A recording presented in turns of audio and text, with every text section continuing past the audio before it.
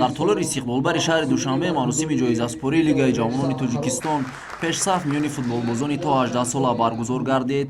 дар маросими ҷоизаспорӣ дар баробари ғолибону ҷоизадорон инчунин як қатор аз чеҳраҳои шинохтаи футболи меҳан, аз он ҷумла роҳбарияти федератсияи футболи тоҷикистон, мураббиён ва собиқадорони футболи меҳан иштирок намуданд.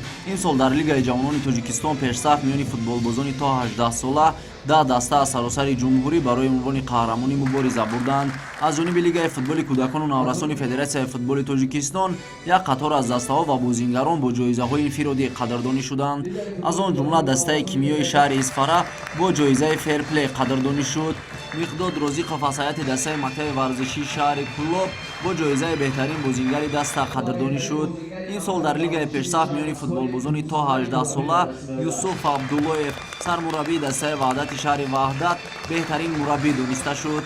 беҳтарин нишонзани лига бошад Назрулло Сангалиев аз ҳайати дастаи дуюми мактаби ҷумҳуриявӣ маҳораташ олии варзиш дониста шуд. ин футболбоз дар давоми мавсим ба задани 26 гол мушарраф гардидааст. беҳтарин бозингари лигаи ҷавонони тоҷикистон пешсаф миёни футболбозони то 18 сола дар соли 2022 Зиёиддин Каримов аз ҳайати дастаи ваҳдати шаҳри Ваҳдат гардид. сармураббии дастаи севуми мактаби ҷумҳуриявӣ маҳораташ олии варзиш Ҳасан Раҷабов бошад бо ҷоизаи махсуси лигаи футболи кӯдакону наврасони федератсияи футболи тоҷикистон қадрдонӣ гардид. ситоди мураббиён, ҳайати бозингарон ва кормандони мактаби варзишии шаҳри Кӯлоб бо нишонҳои биринҷии лигаи пешсаф миёни футболбозони то 18 сола қадрдонӣ шуданд.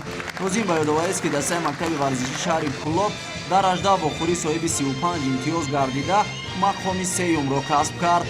дастаи дуюми мактаби ҷумҳуриявӣ маҳораташ олии варзиш бо 37 имтиёз имсол дар лигаи пешсаф миёни футболбозони то 18 сола зинаи дуюмро моли худ кард ва интиҳ медалҳои нуқраи лигаи пешсаф тақдим гардид. имсол дар лигаи пешсаф миёни футболбозони то 18 сола дастаи ваҳдати шаҳри Ваҳдат унвони қаҳрамониро моли худ кард. футболбозони шаҳри Ваҳдат 12 пирӯзӣ ба даст оварда 4 вохӯриро бо натиҷаи мусовӣ ҷамъбаст намуданд. танҳо дар 2 вохӯрӣ ноком гардиданд. ҳайати бозингарон ва ситоди мураббиёни дастаи мазкур аз ҷониби лигаи футболи кӯдакону наврасони федератсияи футболи тоҷикистон бо медалҳои тилло ва ҷоми мусобиқа сарфароз гардиданд.